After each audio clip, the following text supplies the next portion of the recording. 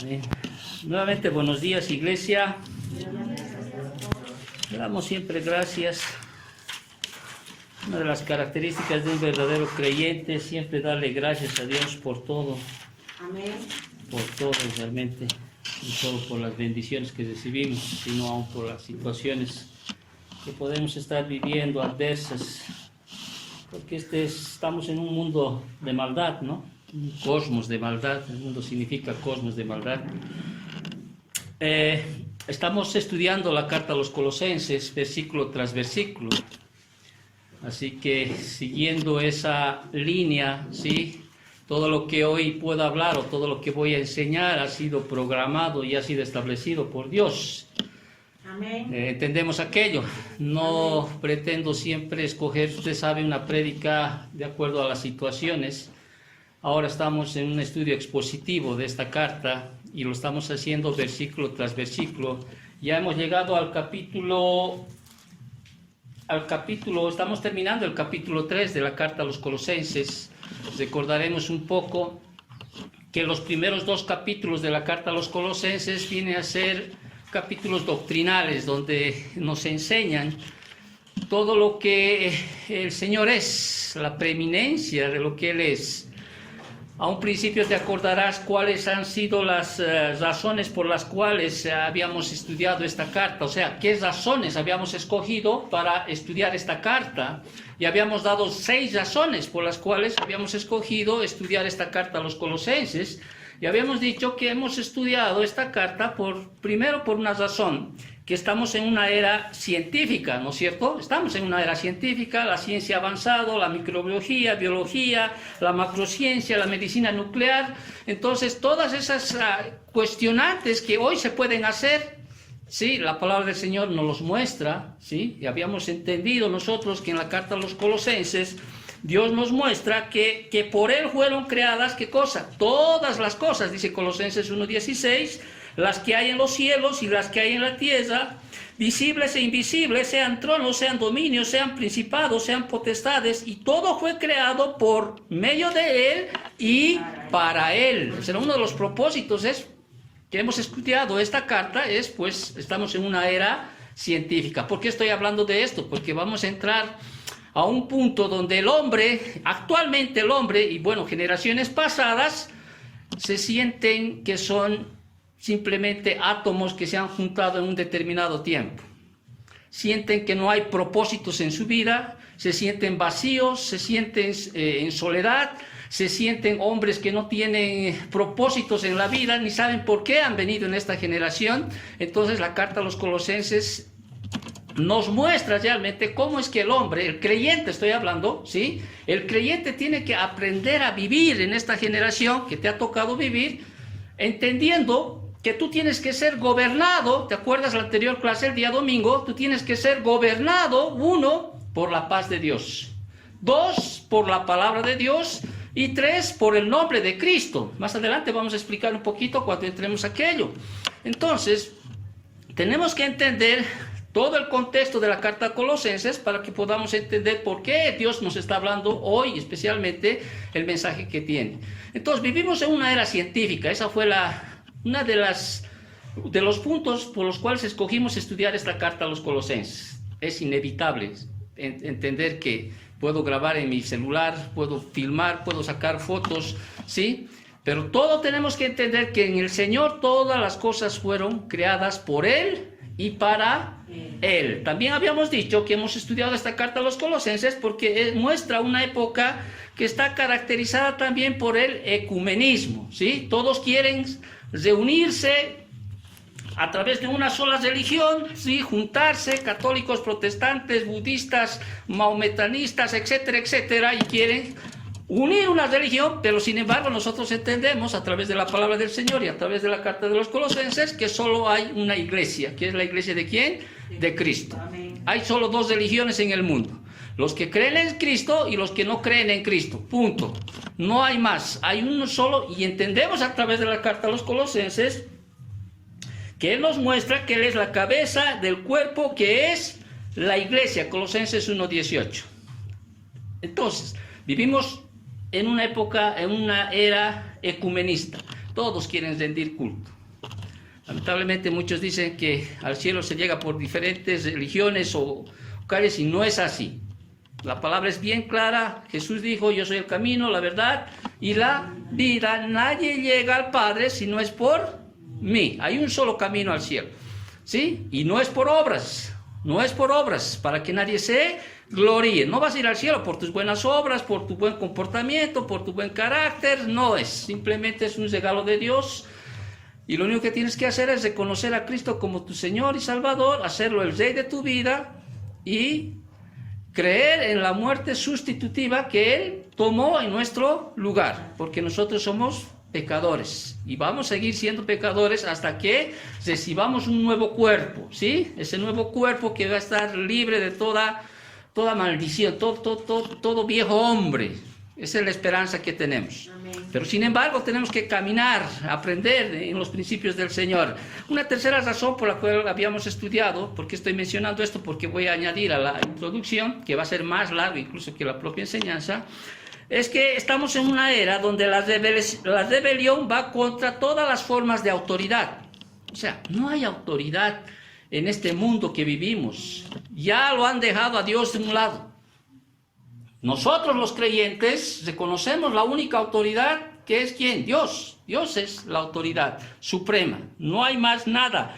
Siendo Dios, dice, hecho carne, su palabra tiene completa autoridad. Esta es nuestra única autoridad que tenemos. Amén. Para muchos Amén. puede ser absurdo, ridículo, ¿sí? Un libro escrito por hombres. Pero entendemos nosotros, la misma palabra dice que toda la palabra ha sido inspirada ¿por quién?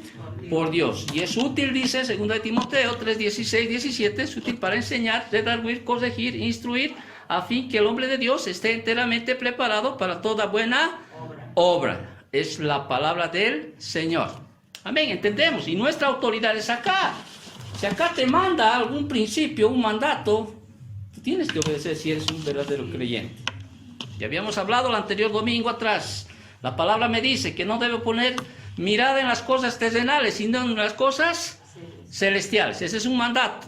Hay un imperativo ahí. Poner las cosas, poner la vista en las cosas celestiales, eternas, no en las terrenales. Hagan morir su viejo hombre, deseos, ira, contienda, hagan morir avaricia, sí, hagan morir esas cosas. Ese es un mandato, no es una sugerencia. Vuelvo a repetir, ahora, depende de ti quién lo va a cumplir. Y como decía Pablo, no voy a venir ante ustedes con palo para que cumplan todo aquello. Ustedes escuchan los principios del Señor y pues a ustedes les corresponderá ponerlos por práctica. Si tan solamente son oidores, como dice Santiago, ¿sí? Y no hacedores, no eres creyente. Discúlpame que te diga y sea franco. Eres simplemente un hipócrita. Eres aquel que no es creyente, aunque tú dices que eres creyente, como habíamos estudiado el día jueves cuando habla de los ricos, ¿se acuerdan? El hermano José, en la enseñanza que tuvo el jueves. No eres. Porque el libro de Santiago nos muestra características de un verdadero creyente, ¿sí? Del que no es. Tan solo si eres oidor de la palabra, simplemente eres un hipócrita que dice ser cristiano, que está en la iglesia aún por años, pero no eres creyente. No eres creyente porque un verdadero creyente no solo es oidor de la palabra, sino también es un hacedor de la palabra. Ahora, entendemos que no somos fieles cumplidores a la palabra. ¿Por qué? Porque hay una lucha en nosotros que no nos permite cumplir. Pero nuestra motivación es cumplir. ¿Me entiendes? Cumplir. Y si no la cumples, el Espíritu Santo te redarguye y te dice, ¿qué pasó? ¿No es cierto? No, o es así. Entonces, pero nuestra motivación es siempre llegar a cumplir lo que el Señor te dice. Nuestra autoridad es la palabra del Señor y lo va a hacer por todas las generaciones. Lo va a hacer. También habíamos dicho que hemos estudiado esta carta a los Colosenses porque estamos en una era pragmática. Todo es pragmático. Si funciona, sirve. ¿No es cierto? Si funciona, sirve y no es tanto así. No es tanto así. No porque sirva algo, ¿sí? Va a funcionar aquello. No voy a hacer una doctrina de una vivencia. Voy a cumplir o voy a hacer una doctrina de lo que dice la palabra del Señor. Entonces, es una época de relaciones frustradas. tanta frustración, tanto divorcio, tanta separación, tanta guerra, tanta violencia, tanta discordia, ¿sí? Estamos viviendo realmente tiempos donde las relaciones realmente están a flor de piel, ¿sí? Nadie se entiende con nadie, naciones contra naciones. A mí en Bolivia mismo, tú te das cuenta, estamos separados prácticamente, estamos divididos, ¿sí? ¿Por qué? Porque hay un grupo que apoya una cosa y otro grupo que apoya otra cosa. O sea, las relaciones sociales, personales, están bajo el suelo, como podríamos decir así. Y hoy, prácticamente, el tema central de lo que Pablo va a hablar en Colosenses capítulo 3, del versículo 18, lo que vamos a estudiar hoy, se centra en las relaciones. Porque hemos entrado a ese punto, en las relaciones. En las relaciones personales, ¿sí? Ya sea entre esposo, esposa, padre e hijos, y empleados y jefes o siervos, en ese tiempo de Pablo, siervos o amos. Entonces, ese es el tema principal de lo cual hoy día vamos a hablar, pero seguimos entendiendo que es una época también escatológica, ¿no es cierto? Y la carta a los Colosenses nos va a explicar todos los eventos también, algunas partes de los eventos de los últimos tiempos, que pensamos, ¿no?, que ya puede venir el Señor. Nosotros creemos a través de las Escrituras que en cualquier rato, cualquier momento, solo Dios sabe la hora, el día, el momento, el lugar, etcétera, en que Él va a venir por su iglesia. Y ahí empieza, ¿qué cosa? Lo que llamamos, ¿no?, la gran tribulación, 7 años, todo lo que es Apocalipsis, etcétera, etcétera. Sí, y también Colosenses nos habla sobre aquello más adelante. Entonces, razones por las cuales hemos estudiado la carta a los Colosenses, ya las hemos dado, y ahora entramos al versículo, te acordarás, el versículo 18, empezamos en la carta a los Colosenses. Sin embargo, debemos un poquito recordar, el anterior domingo habíamos terminado en algo que es fundamental para todo creyente. Ya habíamos dicho, si tú has tomado apuntes o has sido diligente en cuanto al estudio de la palabra, habíamos dado 3 prioridades del creyente, ¿no?, del hombre, del cristiano. ¿Cuáles deben ser esas 3 prioridades del creyente en su vida? Del nuevo hombre, estamos hablando del nuevo hombre. Cuando hablamos del nuevo hombre, estamos hablando del creyente, del verdadero cristiano, ¿sí? Y habíamos dicho que las 3 prioridades del creyente deben ser las siguientes: la paz de Cristo, o sea, y la paz de Cristo, versículo 15, si tú lees, un poquito para conectar lo que vamos a llevar el día de hoy, ¿sí? Y la paz de Dios gobierne vuestros corazones, atienda bien, la paz de Dios gobierne, o sea, gobierne vuestros corazones. El cristiano debe estar gobernado, ¿sí? Es como ese referee que dije el anterior domingo, ¿sí? Debe estar gobernado por la paz de Dios. Y habíamos hablado el anterior domingo, cuando hablamos de la paz de Dios, podríamos hablar de 3 aspectos. Uno es la paz con Dios, o sea, tenemos paz para con Dios por medio de ¿quién? De Jesucristo. O sea, ya no hay más enemistad entre Dios y el hombre. ¿Quién ha generado esa paz entre Dios y el hombre? Cristo. La muerte de Cristo ha hecho ese puente. Ya no somos enemigos de Dios, ahora somos hijos de Dios, ¿sí? Somos hijos de misericordia. Ya no somos hijos de Satanás, ya no somos hijos de contienda, somos hijos de Dios. O sea, tenemos paz para con Dios por medio de ¿quién? De Jesucristo. Eso debe gobernar mi vida en este tiempo. Gobernar quiere decir que esa paz de Dios gobierne toda mi vida, todo lo que hago, todo lo que digo, o sea, las situaciones que me vienen a mi vida, ¿sí?, tienen que ser gobernadas. Al final digo, si voy a morir, pero tengo algo seguro en mi corazón. Estoy en paz ¿con quién? Amén. Con Dios.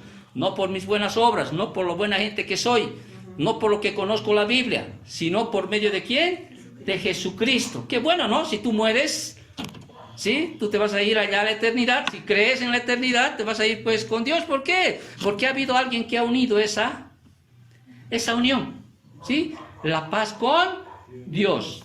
Pero qué lindo también saber que el cristiano tiene la paz de Dios. Mi paz os dejo, mi paz os doy. No se turbe vuestro corazón. Yo no lo doy como el mundo la da. Dios me ha dado ¿qué cosa? Su paz. Ahora, ¿cuándo se manifiesta? ¿Cuándo debe manifestarse la paz? Cuando vienen situaciones duras. Es difícil, ¿no es cierto?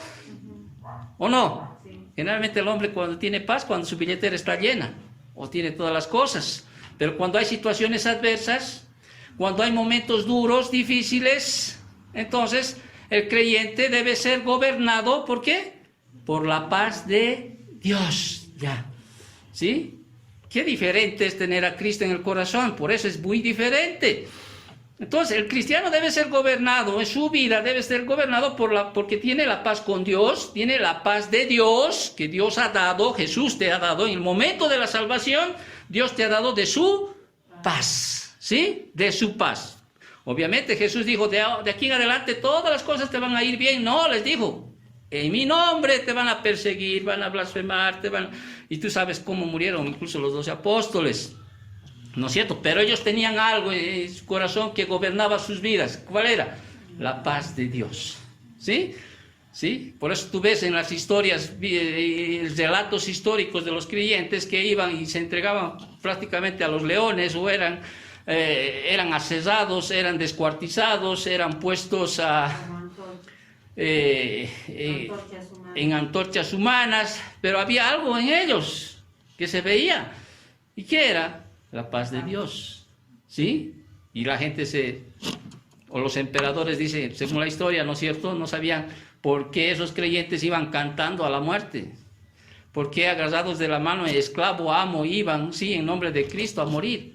Nosotros no estamos pasando nada de eso, nadie te está persiguiendo en este momento por ser cristiano, tienes la libertad de hablar, pero imagínate en esos tiempos, cuando ellos empezaban a proclamar el nombre de Cristo, eran perseguidos, por eso se escribe la carta a Santiago, realmente tenían que huir, porque había una persecución, no solo del emperador, de todos aquellos, sino de su propia familia, ¿entiendes? Pero había algo que gobernaba sus vidas de los cristianos, y era la paz de Dios. Y hay una tercera faceta que habla de la paz de Dios en la Biblia, es esa paz, ¿sí?, que debe manifestarse en la iglesia. En la iglesia, si ustedes no están en paz, ¿sí?, están siendo rebeldes a lo que el Señor dice en su palabra.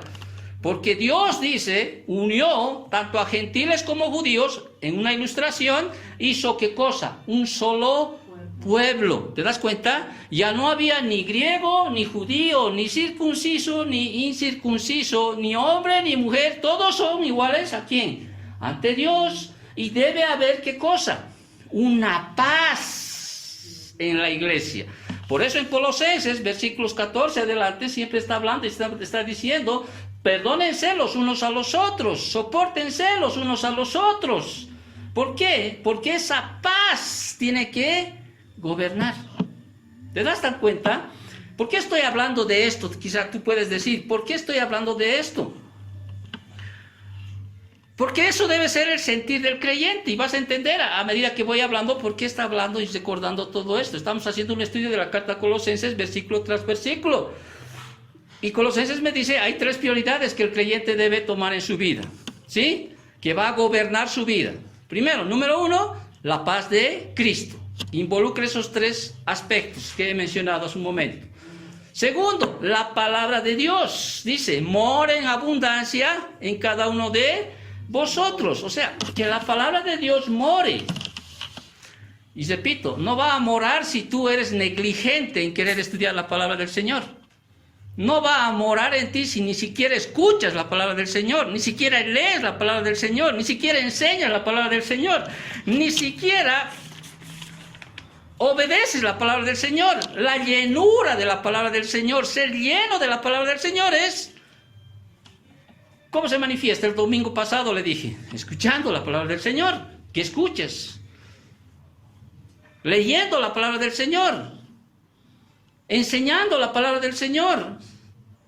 Obedeciendo la palabra del Señor. Eso es abundar en la palabra del Señor. O sea, ese es... O sea, tu vida tiene que ser gobernada por la paz de Cristo, tu vida tiene que ser gobernada, ¿sí?, por la abundancia de la palabra del Señor. ¿Te acuerdas que es un paralelo de ser lleno del Espíritu Santo? Ser lleno del Espíritu Santo no es pues saltar como chivo en la iglesia o caerse atrás o hablar o vociferar palabras incoherentes que ni siquiera nadie entiende, o saltar o coser o hacer sus loqueras, como decimos, sus monerías ahí en las iglesias que tú ves, donde están cayéndose, haciendo una otra y otra cosa. Eso no es ser lleno del Espíritu Santo. Ser lleno del Espíritu Santo es estar, como dice en Efesios 5:18, ¿sí? Cantando, alabando, dando gracias al Señor y estableciendo una conducta, ¿sí? A lo largo, como vamos a hablar, en las relaciones, esposo, esposa, hijos, padres, amos, siervos, etcétera, ¿sí? ¿Por qué? Porque la palabra del Señor te va a gobernar, o sea, va a hacer lo que tú tienes que hacer. Qué difícil es, ¿no es cierto? Entonces, habíamos dicho el anterior domingo, prioridades del hombre creyente. Vivir gobernados por la paz de Cristo. Ser llenos de la palabra del Señor. Y tercero, el nombre de Cristo. Habíamos dicho, todo lo que hagáis, ¿sí? Sea de palabra o de hecho, hazlo en nombre de ¿quién? Del Señor Jesús. Todo lo que hacemos. Todo lo que hacemos. Ahora, entrando al tema, ¿por qué estoy hablando de esto? ¿Por qué estamos hablando de esto? Y el tema de hoy que toca, ¿sí? En el estudio que estamos haciendo, la carta a los Colosenses, tiene el título de El nuevo hombre edifica un nuevo hogar. El nuevo hombre edifica un nuevo hogar. Ahora, si la palabra del Señor no gobierna, o sea, si la paz de Cristo no gobierna mi vida, si la abundancia de la palabra de Dios, ¿sí? No gobierna mi vida, ni el nombre de Cristo gobierna mi vida, entonces vivimos, o los jóvenes, aún creyentes, digo esto porque todavía no entienden, ¿sí? Siguen viviendo vidas vacías, siguen viviendo vidas sin sentido, y lo van a hacer hasta no reconocer, ¿sí? A Cristo como aquel motor que tiene que generar o tiene que gobernar su vida. O sea, es muy distinto tener a Cristo, o sea, ser creyente y no ser creyente. Cuando uno no es creyente o cuando uno no entiende esa situación, o sea, va a vivir una vida vacía, sin sentido, en soledad. O sea, va a vivir una vida donde pareciera que nada es, no sirve de nada esta vida. ¿Por qué? Algunos dan algunos estudios. He escogido 3 y dicen, el mayor problema social que enfrenta la sociedad actual es la incapacidad de las personas para relacionarse unas con otras. Ya estamos hablando de todo ámbito, familiar, social, en el trabajo, en cualquier lado. Hay rivalidad incluso entre niños, tú sabes, ¿no es cierto? Hay desintegración de los matrimonios, crímenes horrendos, conflictos a todo nivel, social, mundial, o sea, vivimos en un caos prácticamente. Ahora, ¿cuál es la razón, por ejemplo, de las cuales muchas personas viven así? Vacías, sin sentido, o sea, ¿cuáles son las razones por las cuales tú vas a escuchar a algún amigo? Quizá tú no. Aunque a veces sí, te dejan llevar. Pareciera que estás en la cama echada ahí y dices, esta vida no tiene sentido. Y a veces nos pasa. Hay que trabajar, comer, ¿sí? Pagar, trabajar, comer, ¿no? Y el enemigo, bueno, pues hace pues gala de todo lo que sabe y empieza a hablar a tu oído, ¿no es cierto? ¿Sí? Y si no tienes a Cristo y si no estás siendo gobernado por la paz de Cristo, por la abundancia de la palabra, por el nombre de Cristo, obviamente pues vas a ser una persona que realmente vas a vivir una vida sin sentido, sin propósito en esta vida. Ahora, ¿cuáles son las razones en las cuales la persona vive así? Desanimada, desolada, descontenta, o sea, preocupada. Y según lo que dicen muchos, sí, una de las razones por las cuales esta generación, bueno, todas las generaciones, pero va aumentando, ¿sí? Una de las primeras es la ausencia de moral. La ausencia de moral. Si tú te das cuenta, el hombre separado de Dios no tiene patrones morales ni éticos con los cuales regular su conducta. No hay, se ha perdido muchos valores. Hasta antes, podríamos decir así, a modo de introducción, la introducción va a ser más larga de lo que vamos a enseñar, ¿sí? Por ejemplo, generaciones pasadas, mi padre, mi abuelo, etcétera, ¿sí? Creían en Dios a su manera, podríamos decir así, conforme a lo que les han enseñado. Y tenían estándares morales, si te das cuenta, ¿no? Para el papá, el abuelo, robar, mentir o hacer otra cosa, o sea, ellos se establecían bien, aunque ellos no eran perfectos. Claro, ellos vivían una moralidad y no vivían un cristianismo. Ellos querían primero moralidad para ganar el favor de Dios. Primero moralidad, si obedezco o hago esto, tengo el favor de Dios, pero el cristianismo es al revés. Primero el favor de Dios y después de 100 camino sobre los principios, estatutos que el Señor me muestra, ¿no? Hay gente moralmente, o sea, hay gente que tiene valores, o sea, no necesariamente son cristianos, pero viven en una moralidad. El problema de ellos es que creen que esa moralidad les va a llevar a la eternidad. Ese es el problema. Has sido una buena persona, no has robado, no has hecho daño a nadie, etcétera, etcétera. Pero la Biblia me dice todo lo contrario. No hay justo ni aún uno, dice. No hay quien busque a Dios. O sea, todos hemos pecado en algún momento y hacen merecedor ¿de qué? De la segunda muerte, que es la muerte eterna. Sin embargo, muchos creen, ¿no es cierto?, que su moralidad va a hacer que tengan el favor de Dios y pues tienen una entrada al reino, pero no es así. Primero es cristianismo, o sea, creer en el Salvador, y después viene, el Señor te va a mostrar todos los principios que tiene su palabra, ¿no es cierto? ¿Por qué? Porque te va a regenerar. De ahí viene la regeneración del hombre. Actualmente la humanidad está en una esencia de moral. Por eso usted, y quizá tú ni te sonrojas al ver, cuando tú ves en televisión, sí, cosas, pero que ya son tremendamente inmorales. Inmorales. No era lo mismo ver un homosexual en la época de mi abuelo que verlo ahora. No es lo mismo. ¿Me entiendes? Ahora, hasta predicadores hay que son más buenos que Dios, más misericordiosos que Dios, ¿no? Lo que es abominación para Dios, muchos dicen, bueno, yo respeto su posición, ¿no? Y respetamos su inclinación, etcétera, etcétera. Y dan a entender que son mucho más buenos que Dios, ¿no? Más misericordiosos que Dios, cuando Dios dice que Dios los entregó a sus pasiones vergonzosas. O sea, Dios en su palabra establece como una abominación aquello, hombres con hombres, mujeres con mujeres, Romanos capítulo 1. Pero para muchos eso es pues arcaico, ¿no es cierto? Eso es arcaico, eso ya no es estar en estos tiempos de la generación. Bueno, hay una ausencia de moral, ¿sí? Y esa ausencia de moral hace que las normas absolutas, por eso estamos estudiando la carta a los Colosenses, pues queden ahí. Pero nosotros no somos, ¿no es cierto? Somos cristianos y para nosotros, acá están, leyes absolutas. O sea, leyes que vienen de Dios. No es de nosotros.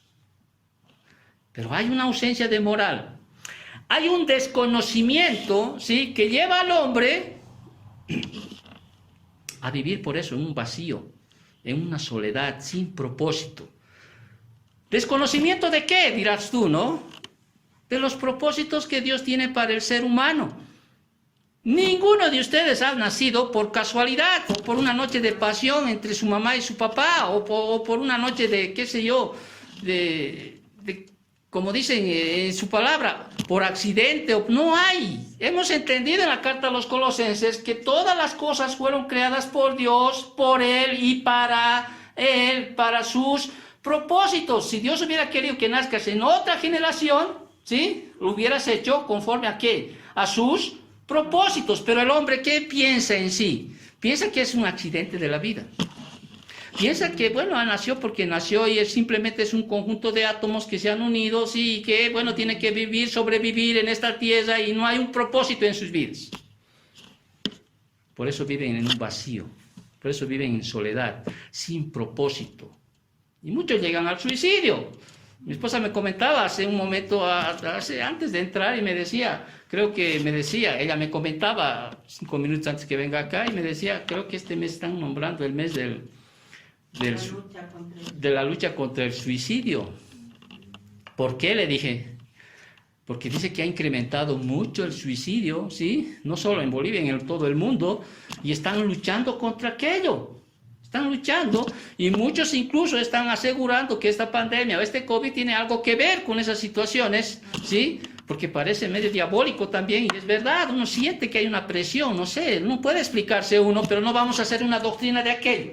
Porque los suicidios al final siempre han habido por generación tras generación, ¿sí? Siempre ha habido y los va a seguir bien. Pero, ¿por qué se llega a ese momento? Porque están siendo gobernados no por Cristo, no por la palabra de Dios, no por la paz de Dios. Quiero que entiendas eso. Si tu vida va a ser gobernada por la paz de Dios en sus tres facetas que te he dicho, ¿sí? Si tu vida va a ser gobernada por la abundancia de la palabra, ¿sí? Te vas a agarrar, por más que te digan loco, ¿sí? Para vos todo es Biblia y es que es un libro, ¿no? ¿Sí? Si tu vida va a ser hacer todo lo que hagas en nombre de Cristo, ¿sí? Ese va a ser pues tu vida, porque vas siendo gobernada ¿por quién? Por Dios. Si no tienes eso, entonces tu vida va a ser gobernada por lo que ves, por lo que el mundo te ofrece, por toda la ausencia de moral que hay. Y vos también vas a entrar a ese hoyo, ¿sí? No va a haber en ti un refreno para violar las normas, principios, estatutos, preceptos que el Señor te muestra en su palabra. La fornicación, el adulterio, la avaricia y todas esas cosas te van a gobernar. ¿Estás captando la idea? Te van a gobernar.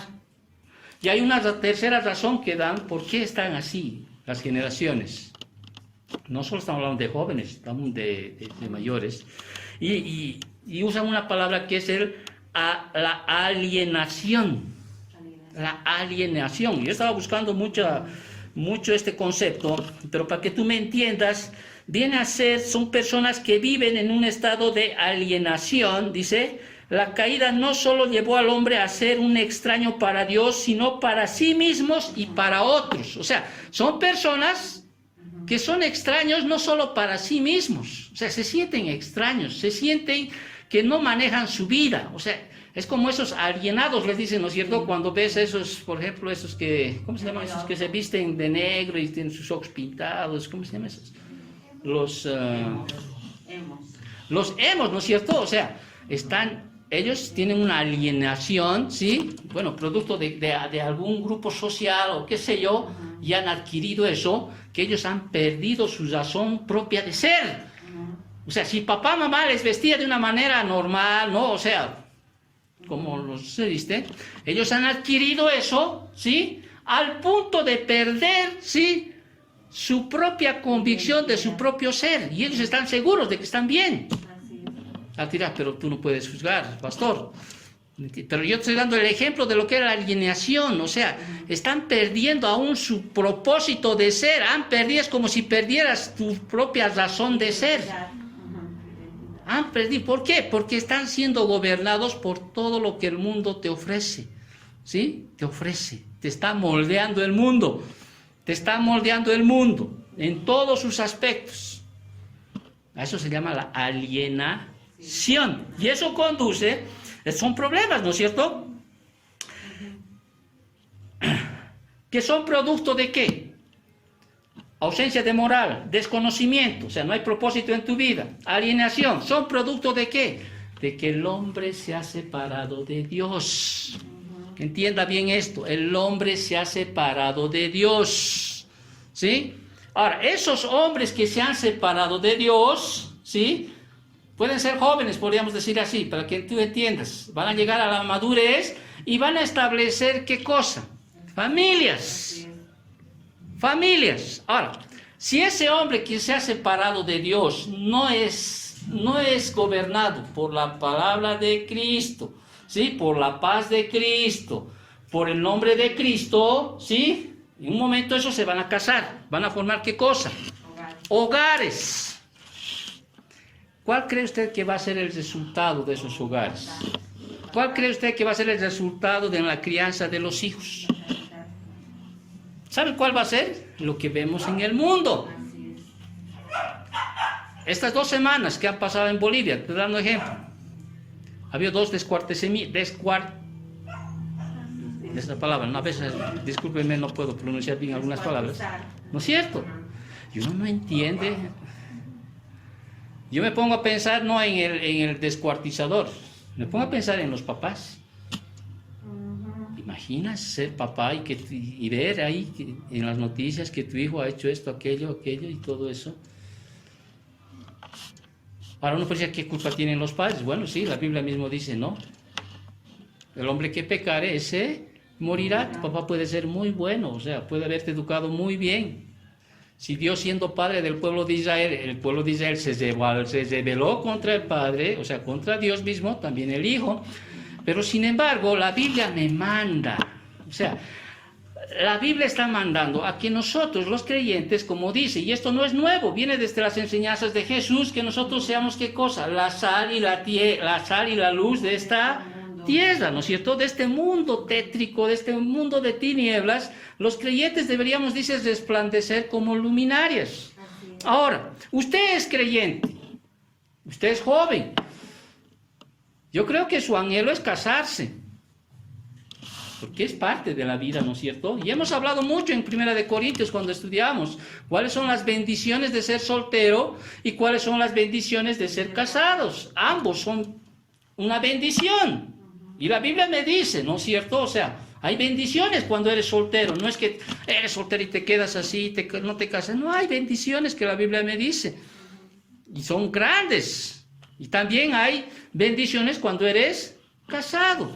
Ahora, Pablo aquí está centrando en los versículos 18 al capítulo 4, versículo 1, ¿sí? Está centrando en esas relaciones que el hombre, el creyente, debe tener con los demás. Con los demás. Ojo, partiendo de algo. ¿Quieres establecer un nuevo hogar?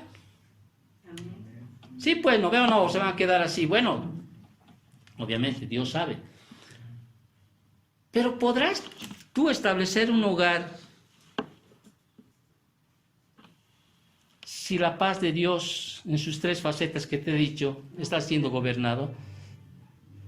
¿Podrás ser un esposo, cabeza del hogar, porque la Biblia así lo establece, ¿sí? ¿Podrás ser un varón de aquel que ame a su esposa al punto de dar su vida por ella, como dice la palabra, tomando como ejemplo a Cristo? ¿Serás un esposo aquel? Si hay abundancia de la palabra del Señor en tu vida, amas la ley de Dios, o sea, amas la palabra al punto de que puedes saltar con cánticos, alabanzas, se muestra en tu rostro esa alabanza, es decir, caramba, qué hermosa es la palabra realmente, o sea, no estoy hablando de perfección. ¿Será que vas a edificar un hogar, sí? En esa tercera área que te exige, en esa prioridad que es la palabra de Cristo, cuando dice todo lo que hagáis, sea de palabra o de hecho, hazlo ¿para quién? Para la gloria del Señor. A veces dejamos de lado y nos vamos simplemente al emocionalismo, al sentimentalismo, y creemos que el amor es un sentimiento, y en la Biblia no es un sentimiento. No es. No es. Estar enamorado, el enamoramiento es pasajero. En la Biblia, el amor es ágape, el amor es incondicional, el amor todo lo soporta, todo lo sufre, todo lo espera, no se irrita, dice, ¿no es cierto? 1 Corintios capítulo 13. El amor es un pacto que uno hace, pero no un pacto donde influye solo la autoridad y la sumisión. Ahora eres mi esposo y tú eres mi esposa, la Biblia dice, sométase. No.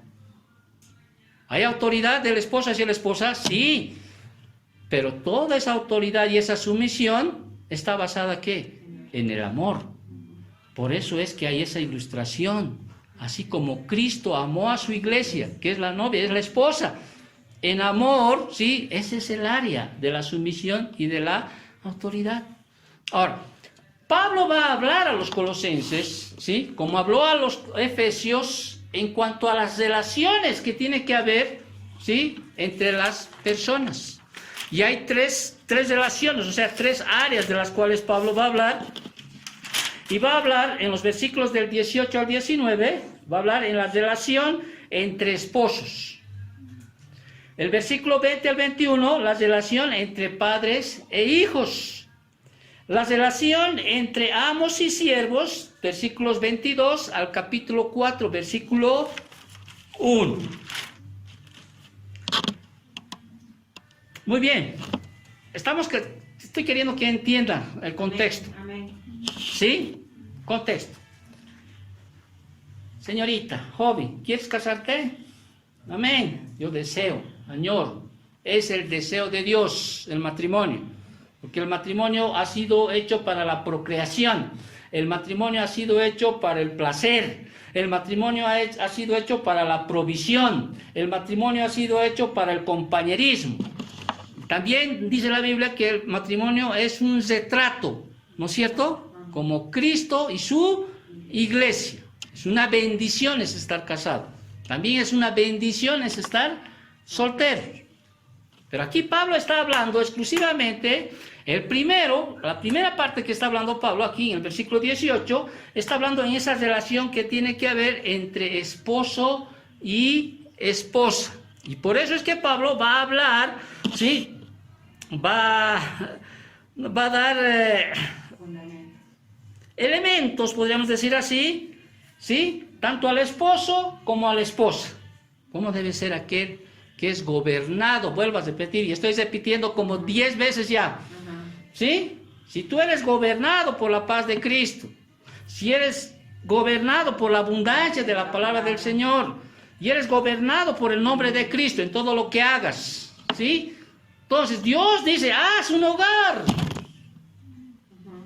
establece un hogar, porque un hogar es el núcleo central de la sociedad, es un hogar que va a hacer esa luminaria, esa luz, esa sal a través de las generaciones, y te enseña a través, no solo de esta carta a los Colosenses, te enseña la carta de los Efesios, te enseña la carta de los Proverbios, cómo deben ser un padre. A veces uno dice, con mi esposa siempre decimos, qué diferente hubiera sido si hubiéramos conocido a Cristo antes de casarnos.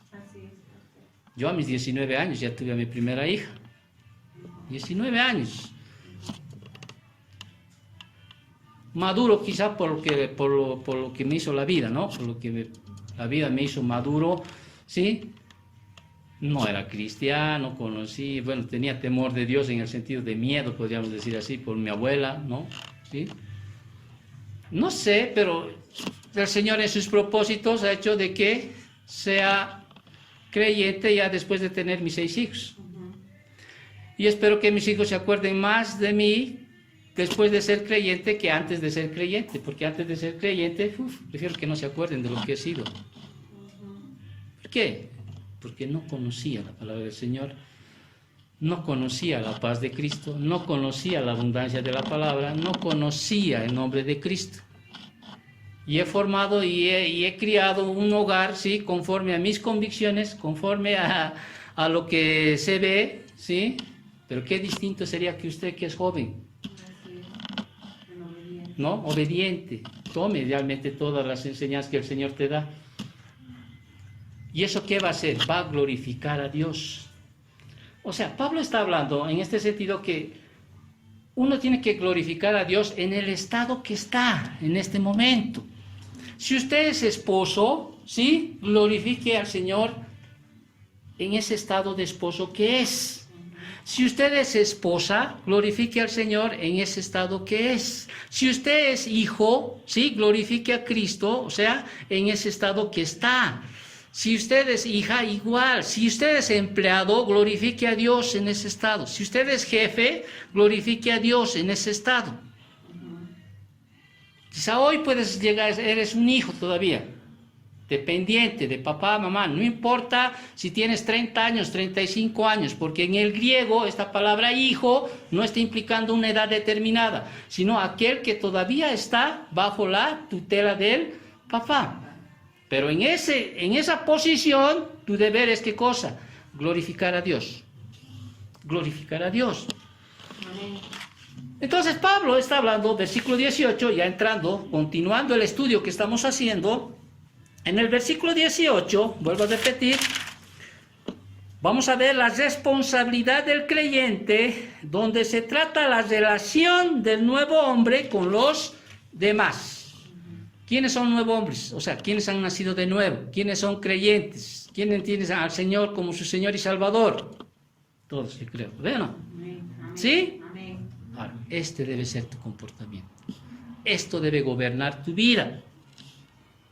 ¿Para qué? Para glorificar a Dios. Y Pablo escribe primero a quiénes? A las casadas. Si tú te das cuenta, versículo 18. En el versículo 18, obviamente, antes de entrar acá, papá, mamá, o sea, esposo, esposa, ¿sí? No es como en el mundo. Tu papá y tu mamá y se olvidaron. Aunque te cases, ¿no? Porque en el matrimonio dice, ¿no? Muchos buscan casarse por religioso que lo llaman, ¿sí? Y ponen a Dios ahí. Pero simplemente es figura. No lo hacen partícipe de ese matrimonio. ¿Sí?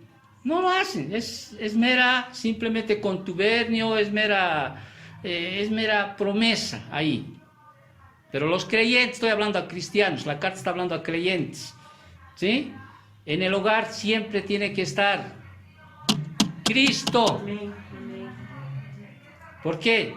¿Quieres un hogar? Que la palabra de Dios, la paz de Dios, o sea, ya voy a repetir 100 veces, esté presente en el hogar. Si no está Cristo en el hogar, ya has perdido. Es como siempre decimos, ¿no? Tenía un maestro que me decía, el matrimonio sin Cristo es como un huevo, frágil, se puede romper cualquier rato. Se puede romper. Pero si está Cristo ahí, como dice la Biblia, una soga de triples no se rompe fácilmente. ¿Sí? Está Cristo ahí, hay un propósito nuevo en el hogar. Ya no como el propósito del mundo. Hay un propósito. O sea, Cristo trae consigo no solo un propósito nuevo, trae un poder dentro del hogar. Ahí está, un nuevo modelo para seguir. Trae ¿qué cosa? Normas en el hogar. ¿Me entiendes o no? O sea, no puedes tú tener un hogar, un matrimonio sin Cristo. Eso es jugar a las ruletas rusas. Eso es jugar así a los del mundo juega. Por eso ves tanto divorcio, tantas cosas. Tantas cosas. ¿Por qué? Porque no está Dios ahí. Ahora, hacer entender eso a los jóvenes que quieren casarse es tan difícil si los cristianos no quieren entender. Si los cristianos les cuesta, hoy día revisaba este cuaderno, es todo el estudio de Primera de Corintios, bueno, son 3 cuadernos, y les decía, volver a hablar de esto, volver a hablar de los problemas del matrimonio, volver a hablar de la soltería, del divorcio, volver a hablar de las bendiciones de ser soltero, de la bendición de ser casados, volver a hablar. Pareciera a veces, yo me siento así, hijos, pareciera que estoy hablando a seres inanimados. Así es. Discúlpenme, porque sigo bien. O sea, y a veces uno dice, ¿qué, Señor? O sea, ¿cuánto realmente tú cuánto amor tienes al ser humano que a veces le dices una y otra vez y pareciera que llevamos la contra a todo lo que nos dice? Y vuelvo a repetir, no, que no me crean a mí. Yo lo que enseño aquí es de aquí. Es lo que el Señor dice. Entonces Pablo está hablando primero a las esposas, ¿sí? Cristianas, creyentes. ¿Cómo debe ser su relación con su esposo? Versículo 18, que es un paralelo de Efesios, capítulo 22. Así que en tu Biblia vamos a ir un poquito a Efesios y vamos a ir a Colosenses. ¿Ok? Versículo 18, ¿qué dice? Casadas. Ahora, no voy a hacer un estudio que generalmente estoy haciendo exhaustivo, una exégesis de cada palabra griega o todo eso. Hoy voy a predicar, más que enseñar. ¿Por qué? Vuelvo a repetir, ya he enseñado. ¿Sí? Yo sé que van a entender, con solo leer ya van a entender. Quizá uno nuevo que está viniendo o está escuchando tuviera todavía la razón para hacer un estudio de la palabra griega, qué significa sumisión, qué significa estén sujetas, etc. Pero creo yo que ya he enseñado esto y simplemente voy a mencionarlo. Pablo dice, casadas. ¿Quiénes son casadas aquí? Bueno, yo veo 2 casadas aquí, 3 casadas. ¿Sí? ¿Qué dice el Señor? Obvio, choca pues esto, choca al mundo. ¿Sí? Choca. Casadas, dice, estén sujetas, este es el primer mensaje a las casadas, se dirige. Recuerda, Pablo está hablando a las casadas. Recuerda, toda la palabra es inspirada por Dios. No son palabras de Pablo, son palabras de Dios. Amén. Casadas, estad sujetas a vuestros maridos como conviene en el Señor. Ahora, sujetarse es una palabra griega, bupotapso, que significa sujetarse a sí mismo. O sea, controlarse a sí mismo es difícil. Mi primo me vino a visitar ayer, su papá. Mi tío murió el día miércoles. Y nos hablaba de su matrimonio, ¿no? Un poquito cómo están, cómo va a ser y todo eso. Y él mismo nos dice, esta mi esposa hace. Ya mis hijos hacen lo que quieren. Para mí nomás tiene boca, así decía, ¿sí o no? Para mí nomás, o sea, conmigo es leona, dice, ¿no es cierto? O sea, bueno, es particularidad de las esposas muchas veces.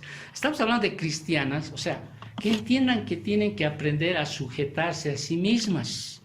Recuerda, la esposa, o sea, viene a ser el termómetro del hogar. ¿Cuántas veces he hablado? Si la esposa está contenta, si la esposa está así apacible, en situaciones así, ¿no? El hombre es más más emocional, qué sé yo, es más de reacción. Pero si la esposa está en quietud así, cambia. ¿Te has dado cuenta? A veces en los hogares las mamás, o sea, son el termómetro de la situación. Tu papá puede venir furioso, ¿no? Y la mamá actúa ahí, o sea, puede de alguna manera aplacar aquello. Sí. Pero no, Pablo no está diciendo sobre esto. No, estén sujetas, dice, ¿a quiénes? A vuestros maridos, como conviene en el Señor. ¿Qué implica como conviene en el Señor? Una esposa tiene que sujetarse al esposo, ¿sí? En la medida en que el Señor lo permita, en los principios, en los preceptos que su palabra dice. O sea, prácticamente, una esposa tiene que sujetarse a su esposo, ¿sí? Pero no tiene que sujetarse cuando el esposo le quiere infringir a pecar. ¿Estás captando? ¿Sí? Cuando el esposo quiere infringir a la esposa a que peque, o sea, ¿qué es pecar? O sea, cualquier principio que Dios da, ¿sí? La esposa no tiene la facultad de obedecer. Siempre está en relación a ¿qué? A la obediencia de su palabra. Cristo mismo lo dijo. Yo no he venido a poner paz entre ustedes. He venido a poner disensión entre padre e hija, ¿no? ¿No? Entre yerna y suegra, ¿sí? Va a haber pelea, va a haber mucha lucha cuando se trate de ¿qué? De cumplir los principios de Dios. Ahí vas a tener lucha. Si una esposa tiene que aprender a sujetarse a su esposo. Ahora, cuando se sujeta estamos hablando de roles que pone en la Biblia, al esposo y a la esposa, porque ante el Señor todos somos iguales, ¿te acuerdas? Colosenses 3:11, Gálatas, ¿no? Para Dios no hay hombre, ni mujer, ni griego, ni judío, ni circunciso, ni incircunciso, ni incita, ni bárbaro, todos somos iguales para Dios. Espiritualmente todos somos, no hay mayor ni menor, pero cada uno tiene un rol determinado en la palabra, cada tiene un rol propio. Y esto ya entendemos, ¿no es cierto? Sí, entonces, Pablo está diciendo, maridos amad seguimos en el... Casadas, estad sujetas, no con sujeta como dicen otros, estad sujetas a vuestros maridos como conviene en el Señor. Ahora, sujetas, someterse, ¿sí? Habla de una sumisión. ¿A quién? A la autoridad que es el esposo. Pero vuelvo a repetir, solo hay sumisión, solo hay autoridad cuando se está en el ámbito del amor, ¿sí? Del amor, así. Por eso hay ese ejemplo mayor que es de Cristo con su iglesia. En amor. No es porque tú eres el esposo, ahora te sujetas a mí. Ahora yo soy aquí la autoridad, yo soy el mandamás, yo soy el tirano aquí, yo soy el que aquí, no importa si hay un ambiente degradante, un ambiente humillante, ¿sí? O que esté perturbando siempre. En ese ambiente no hay, no es el que se da a esta palabra sumisión. No. La sumisión no significa inferioridad. Esposas, bueno, no hay esposa aquí, a las tres. No significa inferioridad. La sumisión no es absoluta, vuelvo a repetir. Si el esposo quiere sujetarte, quiere que tú seas sumisa a algo que va en contra de la palabra, ¿sí? Entonces no estás determinado a sujetarte. ¿Ok? ¿Estamos bien? Porque ¿a quién vas a obedecer más? ¿A los hombres es necesario obedecer a Dios o a los hombres? ¿Qué dice la palabra? Pero es mi esposo. A Dios. Por favor, recuerde, estoy hablando a esposas, no estoy hablando a novias. Así es. ¿Estamos bien? A esposa. Porque cree que porque son novios tienen la libertad hasta de tener relaciones sexuales incluso. ¿Pasa o no pasa eso?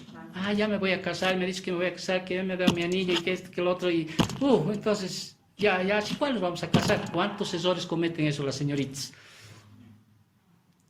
¿Y cuántos se aprovechan de aquello, los varones? ¿Estoy hablando mal? ¿Estoy hablando algo que no es cierto? No. Noviazgo es para que lo conozcas, para que veas si realmente vas a asumir esa decisión, porque esa decisión ya va a ser pues una decisión. De por vida. Ahí está, y no hay más, es un pacto. No te hagan a la vista chueca, como decimos. No, ¿me entiendes? Aquí estamos hablando de una posición, esposas, o sea, ya han contraído matrimonio, ya hay una responsabilidad, ya hay un pacto establecido. Hay un pacto. ¿Quieres saber de novias? Andate a Corintios. ¿Ok?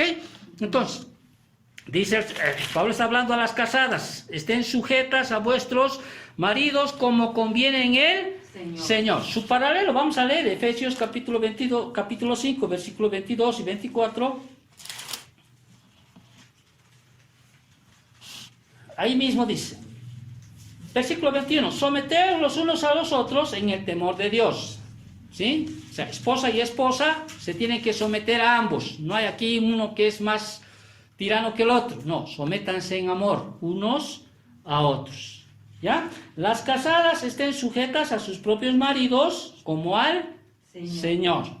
¿Sí? Porque el marido es cabeza de la mujer, así como Cristo es cabeza de la iglesia, la cual es su cuerpo y Él es su Salvador. Así que, como la iglesia está sujeta a Cristo, así también las casadas lo estén a sus maridos en todo. Ahora, en todo implica en todo, excepto ¿qué cosa? Ir en contra de los principios de Dios. ¿Sí? En todo ámbito, en toda área, sexual, económico, lo que tú quieras. Social, familiar. ¿Sí? En lo que tú quieras. Tú tienes que por eso conocer, ¿sí? Hasta dónde puedes llegar, hasta dónde puedes alcanzar y sujetarse el uno al otro. Sujetarse es como dos vigas que se escusan, dos son apoyos. La Biblia dice, mejor son dos que uno, porque si el uno cayere, el otro le levantará, ¿sí? Mi esposa es mi ayuda idónea, cuando yo estoy decaído, a veces estoy ahí sobre el suelo, ¿sí? Mi esposa ahí, a ver, hijo, no me gusta verte así. A ver, tú eres pastor, incluso a veces siempre por ser pastor a veces es mucha presión, ¿no? O sea, un pastor no puede enojarse, no puede airarse, no puede hacer esto, o sea, y como si ya fuéramos ángeles, ¿no? Como si ya fuéramos celestiales y que ya no podemos nosotros ni siquiera equivocarnos, ¿no? Pero bueno, ahí está la esposa, ahí está el esposo, ¿sí? A ver, está caída, a ver, hija, tranquilo, vamos a salir de esto, ¿no? ¿Sí? Sujétense los unos a los otros, apóyense, o sea, sujétense, o sea, uno está cayendo, el otro se sujeta, el otro está cayendo, el otro se sujeta, ¿sí? Pero sométete a la autoridad, que es tu esposo, sométete, él va a rendir cuentas, yo voy a rendir cuentas de mi esposa, de mis hijos, ¿sí? Así como Cristo se sujetó al Padre, ¿sí? Hágase tu voluntad, Señor, ¿no? ¿Sí? La Biblia me dice que ella tiene que sujetarse a mí. Vuelvo a repetir, en el ámbito del amor, ¿sí? No en ese ámbito de tiranía, de violencia o de machismos o de las cosas que hay. Qué lindo que se casen, ¿no? Cristiano y cristiana y entienden esto. Amén. Amén. Entonces, están dando instrucción aquí a la esposa. Vuelvo a repetir, la sumisión no significa inferioridad, la sumisión no es absoluta, ¿sí? La sumisión, o sea, la autoridad del esposo no debe ejercerse de manera autoritaria ni arrogante, ni arrogante. La sumisión de la esposa se da en el ámbito de una relación de amor. Amén. Como conviene en el Señor, ¿sí? Como el Señor quiere que se haga un hogar. Es lo que el Señor ha mandado, ha establecido para que la familia funcione de manera adecuada. Muy bien, muy corto en relación a Efesios capítulo 5. ¿Te das cuenta? En esa exhortación que hace a las esposas. Ahora, Pablo pasa a la exhortación a los esposos. Bueno, yo nomás soy aquí esposo, atrás está Brandon, nadie más. Pero un día vas a ser esposo. ¿Sí o no? Dios quiere, pues que un día es esposo. Y aún las esposas pueden enseñar a sus esposos al escuchar. Versículo 19. ¿Qué dice Pablo? Maridos, dice, aquí está el marido, no está ni novios, ni chicos, ni enamorados, nada. Maridos. Y aquí Pablo va a dar dos mandamientos a los esposos. ¿Sí? ¿Qué les dice? Primer mandamiento que les da, imperativo. Maridos, amad a vuestras mujeres. Amar, esta palabra amar en el griego, agapate, ¿sí? Que sigue seguir amando, significa eso. O sea, seguir amando. Siempre. ¿Y por qué dice seguir amando? Porque a veces el varón quiere ver a la esposa siempre como la ha conocido. Y tú sabes que las esposas, ¿sí? Van a cambiar aún en su figura física. No siempre van a ser las esbeltas o las lindas, las que... Porque el hombre a veces se casa por vista. O la mujer también, ¿no? ¿Sí? Pero aquí esta palabra dice amar, está hablando en el griego, está hablando de un amar y seguir amando. Aún de viejito, aunque ya sea gordita, aunque sea mi Santa Cruz, como decimos, ¿no? Primera niño, segundo niño, tercera niño, ¿no? Y el hombre, aunque sea el Señor de los Anillos, ¿no es cierto? O sea, seguir amando, dice, o sea, implica de que ese amor, o sea, y es un mandato de Dios, o sea, incluso cuando uno va al paralelo, Efesios capítulo 5, versículo 25, ¿qué dice? Maridos, fíjate, amad a vuestras mujeres, así como Cristo amó a la iglesia y se entregó a sí mismo por ella. O sea, el amor del esposo a la esposa es un mandato, dice, aman a sus maridos al punto de dar su vida por ella. Y a veces en la vida, hijos, el esposo tiene que dejar sueños, anhelos, proyecciones, tiene que dejar tantas cosas, ¿sí? Porque es la esposa, ¿sí? Porque es un mandato de Dios para empezar. Si eres cristiano, pues lo primero que dices, bueno, aunque me hagas renegar, igual te voy a amar, ¿no? Así no, pero igual lo amo, o sea, ¿sí? Ahora, somos pues seres diferentes, vuelvo a repetir, somos crisoles hechos diferentes. Ella ha vivido en la familia Ingalls, yo he vivido en los Simpson, podríamos decir así.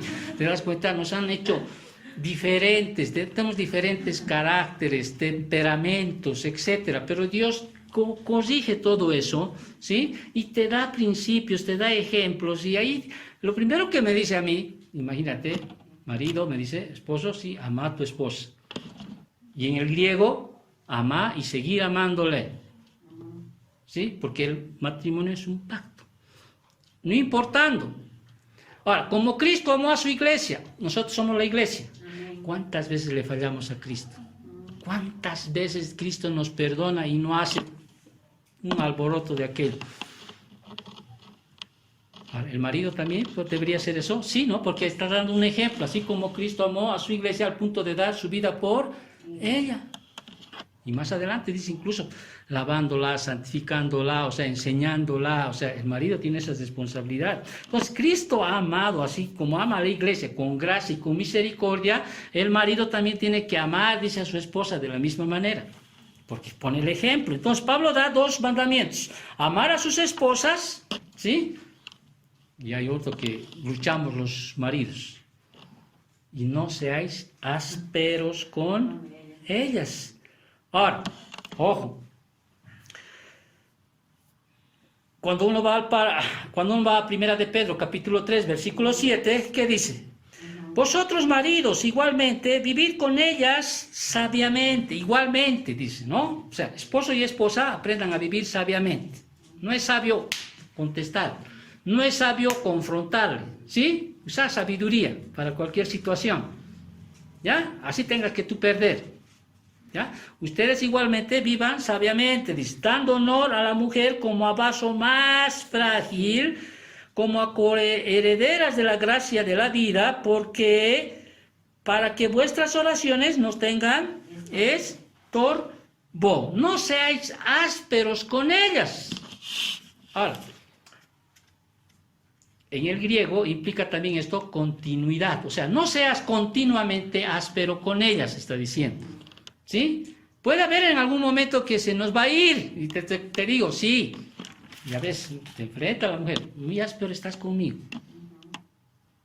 Y mi esposa, 4 meses, la Biblia dice, trátame como vaso frágil, ¿no? Pero muy frágil ya también eres, ¿no? O sea, pero ese es un mandato que Dios da, ¿sí? Maridos, o sea, amar a tu esposa, ¿sí? Y trátalo, no seas áspero con ella. Primera de Pedro 3, ¿qué dice más bien?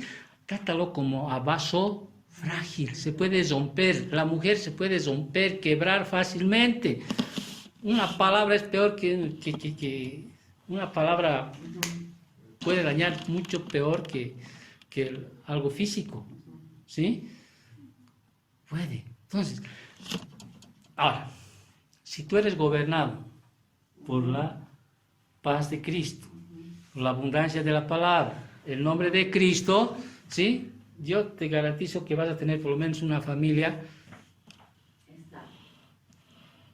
mucho mejor de la que ves en el mundo. Mucho mejor. Si entiendes, si practicas aquello. No seas ásperos entonces, dice, ¿sí? Dejen de ser ásperos en el griego. No tener el hábito de ser áspero en el griego. ¿Sí? No tengas. Se va a ir. Pero ni siquiera eso, ¿no es cierto? Porque ¿qué nos ha dicho en el capítulo 3 del 1 al 4? Quítense de vosotros, ¿qué cosa? Ira, contienda, ¿no? Hagan morir esas cosas. Y eso ayuda. Va a ayudar. Muy bien. Entonces, Pablo está exhortando aquí a las mujeres, ¿no? A las esposas. Vuelvo a repetir, toda autoridad o sumisión tiene que estar en el ámbito del amor. Una segunda relación, dice, se me está yendo el tiempo, una segunda relación del cual Pablo va a hablar ahora, paralelo a Efesios capítulo 5, es la relación entre padres e hijos. Y primero va a dar instrucciones a los hijos. ¡Wow! ¿Cuánto no quisiéramos que los padres, que los hijos escucharan las instrucciones de los padres? Uy. ¿Cuánto? O sea, ¿cuánto se podrían evitar de problemas, situaciones si los hijos escucharan a las instrucciones de sus padres? ¿Cuánto? Así como en Proverbios, ¿te acuerdas? Sí, capítulo 1, 2, 3, 4, 5, 6, 7, 8, 9. Primero, instrucciones a sus hijos, de Salomón. ¿Ya? Instruye a sus hijos, ¿sí? Dejen de ser avaros, ¿sí? Busquen el temor de Dios. Huyan de la mujer extraña, ¿sí? Sean bondadosos, o sea, todo instrucciones, ¿no?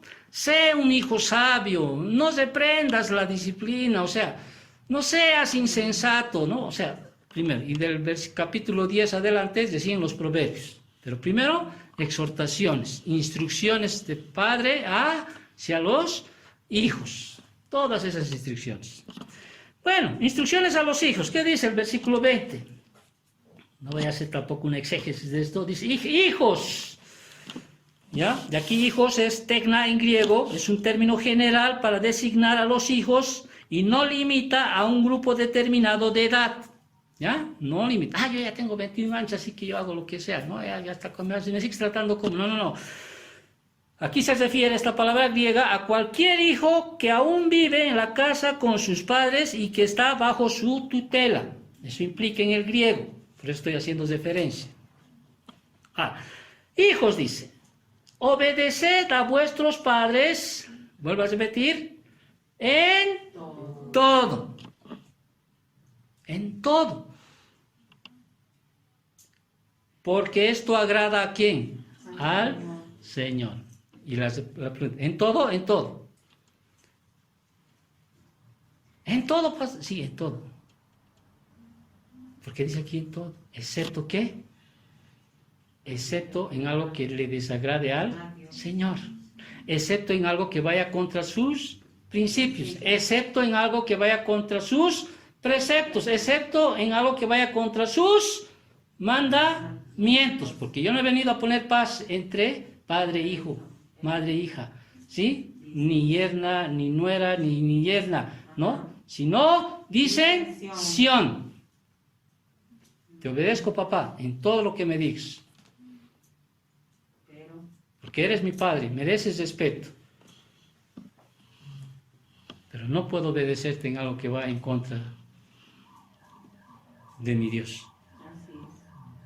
Entonces, que tu Dios te dé de comer, ¿sí? En modos.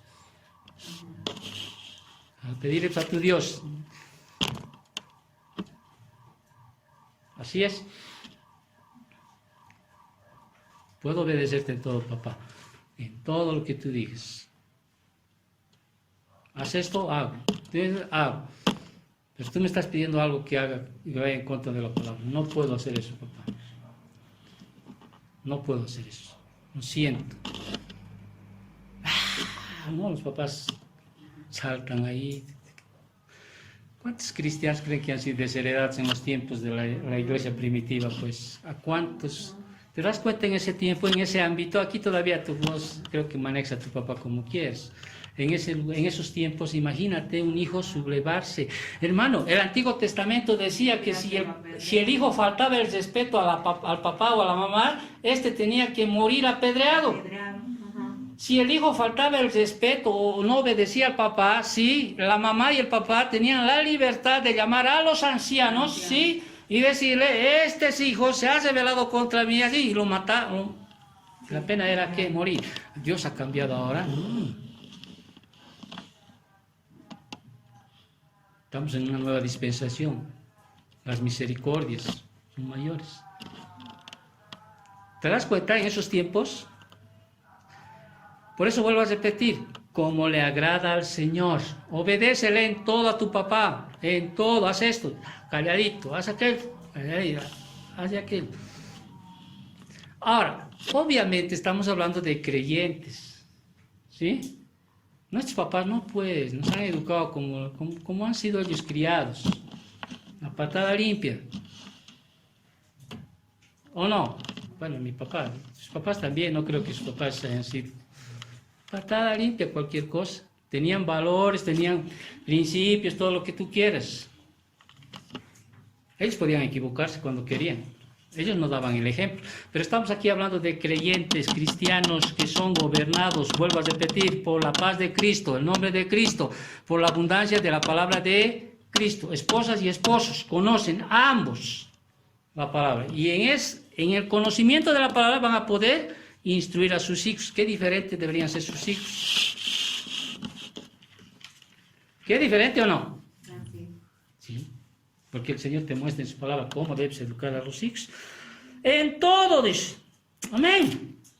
¿Sí? Estamos en el versículo 20, ¿no es cierto? Hijos, obedeced a vuestros padres en todo, porque esto agrada al Señor. En su paralelo de Efesios 6:1, hay una promesa ahí. Dice, hijitos, obedeced en el Señor a vuestros padres, porque esto es, ¿qué cosa? Justo. Honra a tu padre y a tu madre, que es el primer mandamiento con promesa, para que te vaya bien y seas de larga vida sobre la tierra. ¿Te das cuenta? Hay una promesa para los que honran. Y uno dice, no, y los 10 mandamientos, sí, el cuarto mandamiento o el quinto, si no me equivoco, ¿qué es? Honrarás padre y madre. ¿Y por qué más abajo está? No matarás, no robarás, no mentirás, no codiciarás la mujer de tu prójimo. ¿Por qué? Porque si tú honras a papá y mamá, ¿sí? No vas a robar, no vas a matar, no vas a desear la mujer de tu prójimo, o sea, no vas a hacer. Por eso está primero honrar padre y madre. ¿Cómo puedes honrar a tu mamá, a tu papá? No matarás, no robarás, no codiciarás a mujer de extraña. O sea, ¿te das cuenta? ¿Sí? No es porque, cuarto le pondré honrar a padre y madre, no. Hay un propósito. Amarás a Dios, ¿sí? Honrarás a tu padre y a tu madre. Obedécelo en todo. En todo, en todo, en todo, excepto cuando vaya en contra de los principios del Señor. Instrucciones a los padres. Voy a coser un poquito, porque quiero alcanzar a terminar hoy día. Padres. Esto es... Sería bueno, ¿no? Separar, ¿no? Un culto para hijos, un culto para padres, pero no, la Biblia lanza a todos. Quieren que los hijos escuchen lo de los padres. Ahí está, pues papá, ¿no? O sea, y los hijos, ¿está escuchando? No, el papá ya. ¿Te imaginas si hubiera aquí hijos y padres? Escucha al pastor, ¿no? Así, ¿no? Pero ahora el pastor va a hablar a los padres y el hijo ya también, ahora papá, escucha. Tú me exasperas, ¿no? O sea, me molestas mucho, papi. Ya. Padres, versículo 21, instrucciones a los padres. No exasperéis a vuestros hijos para que no se desalienten. Efesios 6:4, su paralelo. Efesios 6:4. Y vosotros, padres, dice, no provoquéis a ira a vuestros hijos, sino criadlos en disciplina y amonestación, ¿de quién? Del Señor. Del Señor. No dice del psicólogo. Del Señor. Muy bien, entonces padres, pateres en el griego se refiere tanto al padre como a la madre en el griego, ¿sí? Tanto al padre como a la madre. No exasperéis a vuestros hijos. Exasperéis en el griego significa provocar, incitar, irritar o enojar. Porque si tú los enojas, los irritas, los incitas, ¿sí? Dice que ellos pueden acarrear ¿qué cosa? Desaliento. Desalentados, no hay propósito en sus vidas, solos, vacíos, o sea, tan desalentados y cometemos ese error. Pero qué bueno, ¿no? Que tú estés aprendiendo aquí y te anotes. Bueno, si te anotas, ¿no? Tú vas a tener un hijo, una hija, ¿sí? Muy diferente a lo que nosotros hemos criado, sin la palabra. Ahora, uno puede, dice, desalentar a sus hijos de muchas formas. Te voy a dar 10, rapiditas, 10. Para que tú no cometas ese error. Uno dice que puede desalentar a sus hijos protegiéndolos de manera excesiva. Esto puede, dice, llevar a la ¿qué? A la rebeldía. Establecer normas estrictas en todos los aspectos, sin importar lo que los hijos hagan. Estos padres no confían en sus hijos. Los padres deben establecer normas, dice, y directivas para que sus hijos, pero estas no deben convertirse en un lazo que los ahogue. Aprenda, eso es lo que decía mi primo de su sobrino. Mucho le asfixia a mi sobrino. Mucho, mucho. Y el pobre ya agacha su cabeza, ha tenido que pelearme con mi hermana. Eso nos dijo. O sea, puedes desalentar, ¿sí? Protegiéndolos de manera excesiva. Tienes que aprenderle al niño, dice, a darle libertad también, conforme, o sea, dejar. Hay algo que ven en los abuelos, por ejemplo, me dicen, no, todos los soportes, no, ya somos viejos, hemos aprendido, no es la edad, sino es las vivencias que hemos aprendido con nuestros hijos quizá éramos duros, ¿no? Estrictos, rígidos, ahí, ¿no? En nuestro pensamiento estaba que estamos haciendo bien, así, pero hemos envejecido y nos hemos dado cuenta que no está bien, o sea, no era el medio, no era el método, no era lo que debíamos haber hecho. Por eso a veces los abuelos somos distintos a los nietos, no porque somos viejitos y nos hemos cansado y todo es amor y paz, no, sino porque hemos entendido que hay otros métodos para hacer que el niño haga, para no desalentarlos, para no desanimarlos. Entonces uno dice, no, protegiéndolos de manera excesiva, a veces uno puede desalentar. Otro, teniendo favoritismos en el hogar, es una manera de desalentar también al hijo. Aunque creamos o no, hay eso o no, un favoritismo hacia alguien. Un favoritismo no solo en el hogar, estamos hablando en los compañeros. ¿Por qué no eres igual que el Jaimito? ¿Por qué no eres igual que tu amiguito? ¿Por qué no eres como tu amiguita? Mira, ella ya está haciendo, tú eres un flojo, ¿no? Y estás desalentando. Son cositas que te dice. Y en los libros de los proverbios hay mucho de esto. Entonces puedes desalentar. Yo sé que quizá, ay, hasta que va a estar el pastor aquí. Claudia tiene un niño, puede ayudarle a criar eso. Claudita, toma esto. No los protejas de manera incesiva. Sí, no tengas favoritismo en el hogar. Si bien no hay hermanitos, no hagas diferencia con compañeritos, que pueden estar mucho más dotados que uno. Pero no sabes que quizá el Señor le ha dotado en otra área, en otras cosas. A una buena persona nomás, sin ser nada, sin ser ingeniero, qué sé yo. Quizá va a ser una persona con buenos principios morales, que eso es lo que más busca. Entonces puedes desalentar, sí, con favoritismos. Y enseñar al esposo, mira, el hijo de mi hermano, no, o sea, ya saca vos la enseñanza en tu mente. Saca vos la enseñanza. Uno puede desalentar a sus hijos, dice, desestimando su valor.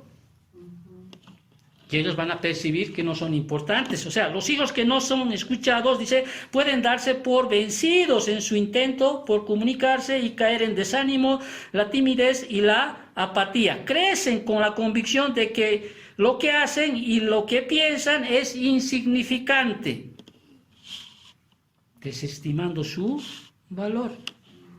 Por eso vuelvo a repetir, estamos en una generación que cree que no tiene valor. Vuelvo a repetir, creen que son un conjunto de átomos, ¿sí?, que se han juntado en una determinada era de la vida y listo. Y para Dios no es así, ¿no es cierto o no? Somos coherederos en Cristo, somos hijos de Dios, somos el poema de Dios. O sea, ¿cómo es que Dios nos alienta y deberíamos alentar? ¿Cuándo va a venir eso? Cuando tú camines con la paz de Cristo, ¿sí?, gobierne tu vida. La paz de Cristo, la abundancia de la palabra, el nombre de Cristo. ¿Estás captando esas tres cosas? Amén. En relación a aquello? Amén. No, imponerles metas poco realistas, dice que pueden desalentar a los hijos. Bueno, quizá el José está más como agua, como pez en el agua, ¿no? Psicólogo, seguramente incluso ahí le han enseñado, ¿cierto o no? ¿Sí? Imponerles metas no poco realistas. Los hijos no perciben la aprobación completa, no hacerles sentir que han tenido éxito o hacer que los hijos algo que ellos no lograron. O sea, ya ves, los papás quieren lograr cosas que no han logrado ellos y muchas veces les ponen metas que no son pues realistas, y eso que hace desaliento. Nosotros con mi esposa hemos aprendido mucho. A mis 3 hijas mayores, duro, ¿no? O sea, ya no quería cosas mucho más importantes que eso. Tampoco estamos diciendo una dejadez, ¿no? Sean vagos si quieren, no estoy diciendo aquello, ¿sí? Pero ¿para qué imponerles metas poco realistas? Se pueden frustrar, llegan muchas veces del suicidio, aunque no crean, cuando les ponen metas así, demasiadas. Claro, es el deseo de todo papá, obviamente, ¿no es cierto?, que es su hijo, pero estamos entendiendo que no siempre puedes llegar a desalentar a tus hijos. Los padres pueden exasperar a sus hijos cuando son incapaces de expresarles amor.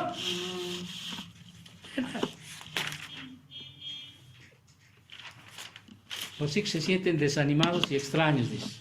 Y alguna vez les dije, no, yo nunca me acuerdo que mi papá me ha sentado en sus rodillas y me ha dicho, te quiero, te amo. Y tal vez yo tampoco, bueno, yo siempre les digo, te quiero, te amo alguna vez.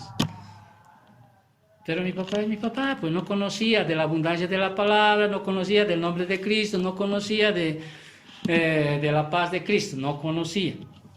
Pero ustedes conocen, ¿no veo o no? Amén. Ya, es bueno, pues entonces ustedes no tienen que ser así. Por eso estamos aprendiendo, todos aprendemos aquí. Algunos padres pueden exasperar a sus hijos al no suplir sus necesidades. Ojo, los niños necesitan privacidad, un lugar para jugar, ropa limpia, un lugar para estudiar, tener sus propias cosas, buena alimentación. Al suplir las necesidades, los padres muestran respeto y preocupación por sus hijos. ¿Sí? ¿Verdad? Por eso tanta responsabilidad hay en el matrimonio. No es solo noches de pasión. No, hay que pensar. No estoy desanimando, por favor, ¿sí? Piensa.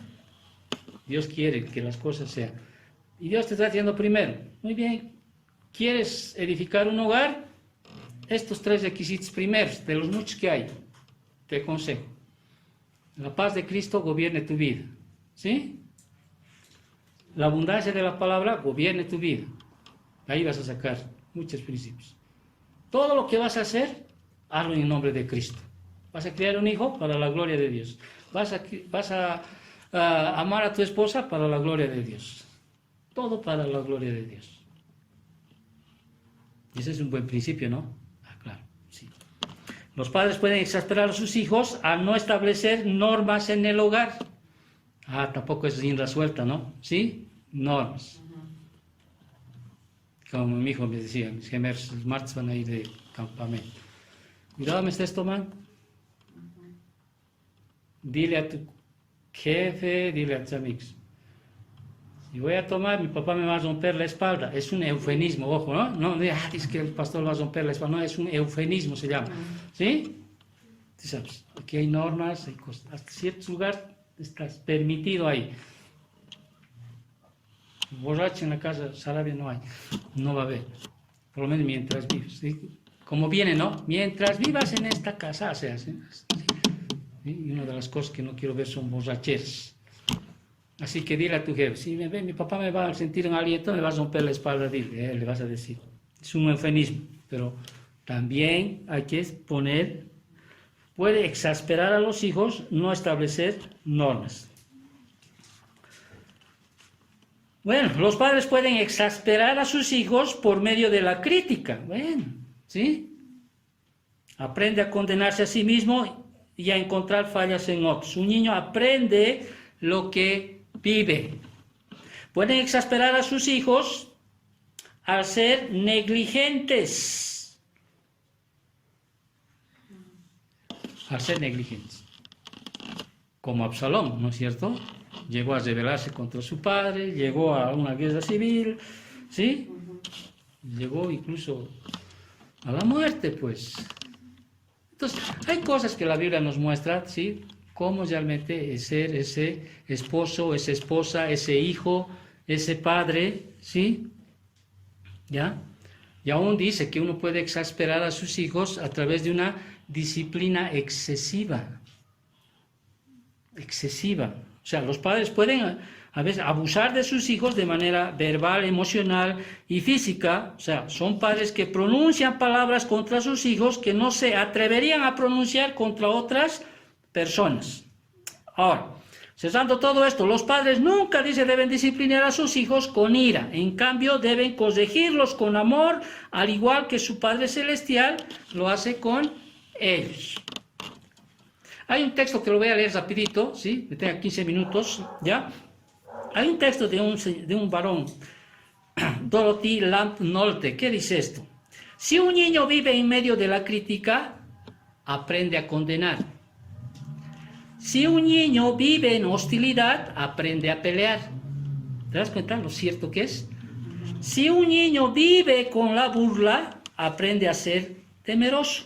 Si un niño vive con vergüenza, aprende a sentirse culpable. Si un niño vive con tolerancia, aprende a ser paciente. Si un niño vive siendo alentado, aprende a vivir confiado. Si un niño vive con alabanzas, aprende a apreciar. Si un niño vive con equidad, aprende justicia. Si un niño vive con seguridad, aprende a tener fe. Si un niño vive con aprobación, aprende a amarse a sí mismo. Y si un niño vive con aceptación y amistad, aprende a encontrar amor en el mundo. No con el mundo, aprende a encontrar. Entonces, Pablo sigue exhortando a los colosenses. Hemos visto la exhortación que hace a las casadas, a los maridos, a los hijos, a los padres. Ahora entra finalmente a esa relación entre amos y siervos. Ahora, obviamente en ese tiempo era muy distinto a este tiempo. En ese tiempo los siervos eran esclavos, en realidad, ¿no es cierto? Instrumentos con vida, esclavos, que vivían con los amos, ¿sí? Tú ves, ¿no? En las películas algunas veces. Ahora en este tiempo podríamos decir, bueno, amos es a tu jefe. Y siervo, bueno, será el empleado. Pero de la misma manera, ya siendo siervo o empleado en este tiempo, o siendo amo, ¿sí? En esa posición debes glorificar a Dios. Y lo vas a hacer. Lo vas a hacer. Si la palabra mora en abundancia en tu corazón, si eres gobernado por la paz de Cristo y si haces todas las cosas en nombre de Cristo. Y ya el mensaje termina Pablo, versículos del 22 al 25, da instrucciones primero a ¿quiénes?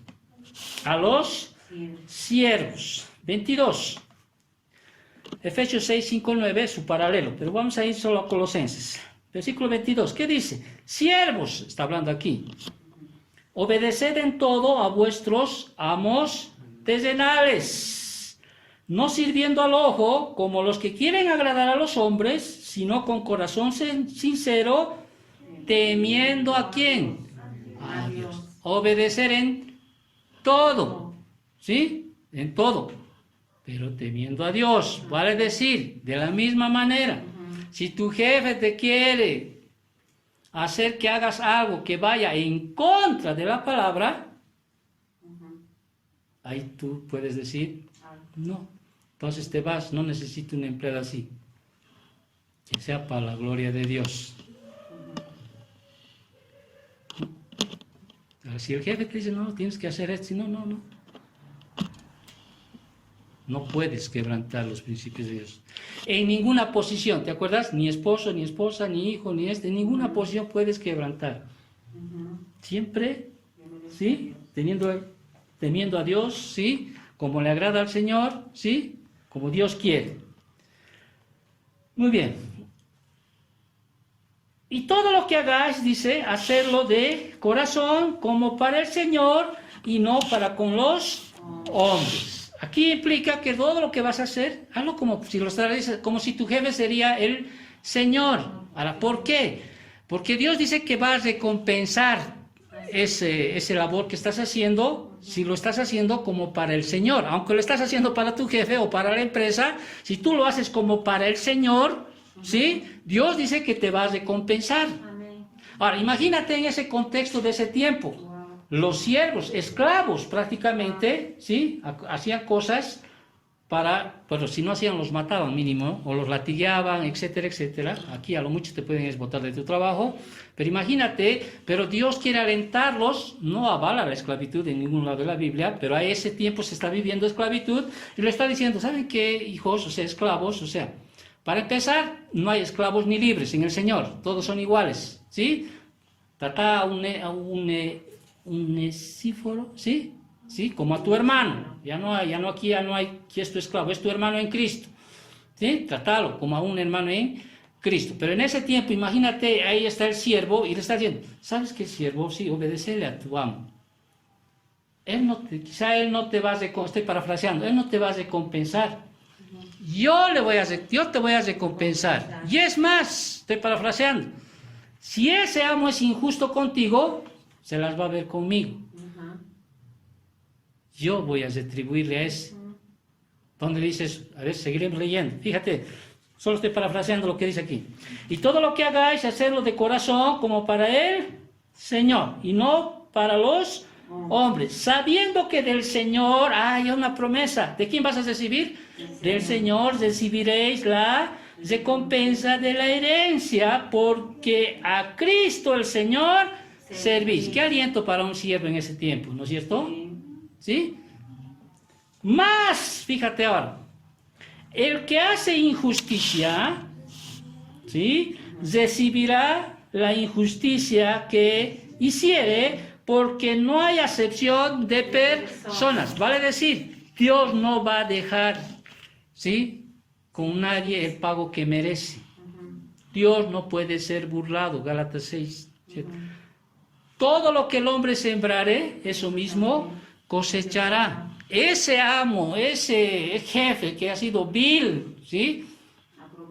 Aprovechador, se aprovecha de tu nobleza, como dicen, ¿no? Ese que te hace las 1001 cosas, un día el Señor le va a hacer pagar, conforme a sus hechos. Dios busca un factor legal para... ¿Sí? Es como en el país. Dice que Dios pone a todas las autoridades, todo gobierno, todo presidente está puesto por Dios. Y toda nación tiene la autoridad que merece. Pero ese individuo, Dios necesita un factor legal para que ese individuo pague todo lo que hace. Y lo va a pagar. Y va a pagar. Así no veamos. Y tarde o temprano va a pagar. Como decimos, aquí en la eternidad, pero un día va a pagar. Entonces, el siervo tiene que hacer lo que le corresponde como si lo haría para el Señor. ¿Sí? Con una promesa, que el Señor lo va a recompensar. ¿Sí? Tu jefe se va a comer, tú estás trabajando, hazlo como si el Señor te estaría viendo. Conforme a tus fuerzas, trabaja bien, lo mejor que puedas, excelente, ¿sí? No esperes que te vea, como dicen Efesios, no al ojo, ¿no? ¿Sí? Tú hazlo como para el Señor. Dice, Señor, tú me vas a recompensar, me pagará mi sueldo, pero tú me vas a recompensar. ¿Sí? Ahora Él es injusto, te has robado, etcétera, un día va a pagar. Un día va a pagar. Y ahora termina la instrucción, y terminamos con esto, para hacia los amos, ¿no? En ese entonces, en ese contexto, ¿no? Aquellos que eran dueños de los esclavos, de los siervos. Amos, dicen, haced lo que es justo, ¿sí? Y recto con vuestros siervos, sabiendo también vosotros que tenéis un amo en los siervos. Los amos deben tratar a sus siervos cristianos como a hermanos en Cristo.